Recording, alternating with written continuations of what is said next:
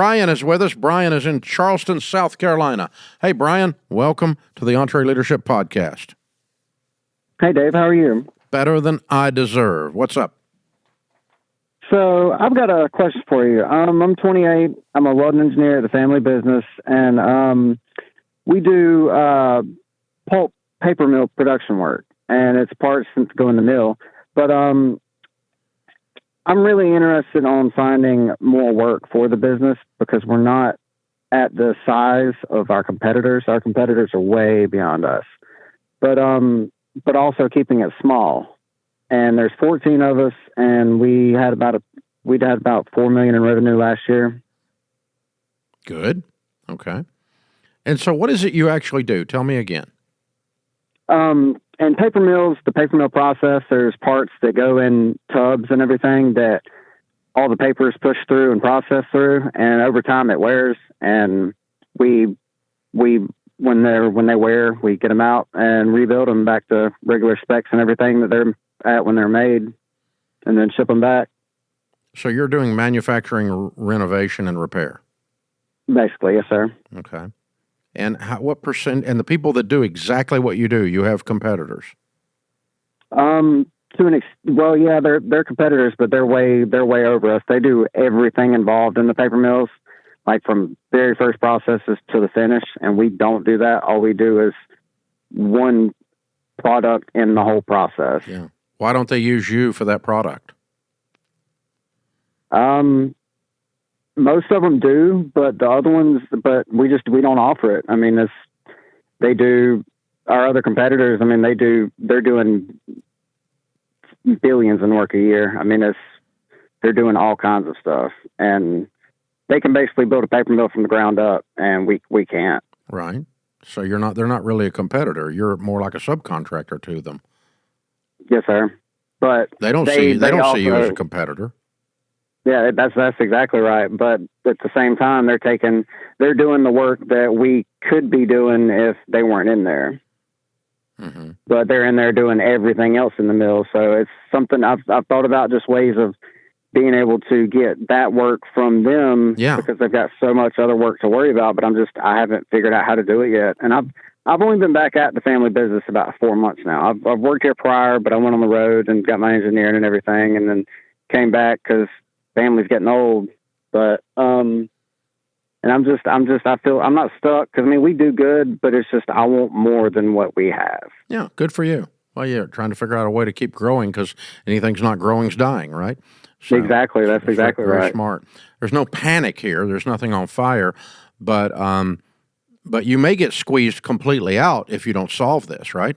That's what's came to mind. Yeah, that's what you're describing. That's what it sounds like. So, either you're going to find smaller paper mills that don't use these big conglomerates to come in, and they use people like you as one-to-one customer, or you're going to do sub work for these big operations, and when you're going to convince them that it is more economical and more professional and a better product end for you to handle what you do for them when they're doing the whole mill.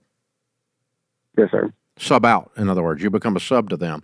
And there's no harm in that at all. That's not a bad gig at all, because then you're not having to really go get the business. Every time they get a mill to do, you're automatic. You're in there. Mm-hmm. And see, that's one thing too, like our biggest customers, I mean, it's our top 3 biggest customers. When we go in there for shutdowns, our competitors are also in there. We talk to them and everything like that. And it's just, they want us out of it, but they're not trying to run us out of it. But at the same time, I'm not sure how we could go about getting them to sub it out to us. Yeah. Well, they're doing 19 things and you're doing one thing. So it appears to me that it'd be easier for them if they did 18 things and hired you to do one of them, and you made that worth their while. I don't know. I don't know how the business works, but it's either that or you go head to head with them, and it doesn't sound like you're really prepared to do that. No, sir.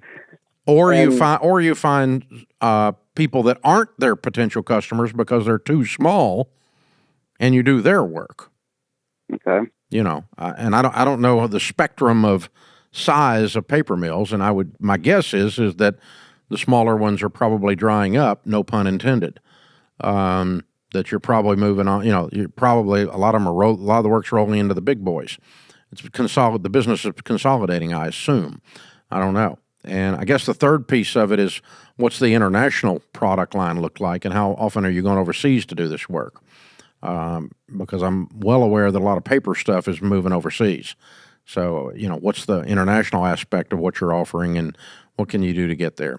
So I wish I was a little better at manufacturing than I am, but I'm just entrepreneurially thinking with you here and agreeing with you that they could look up one day, and if all the businesses, big boys, and all the big boys are doing, all your big competitors are doing soup to nuts for the whole thing, and they won't let you in, you could be done.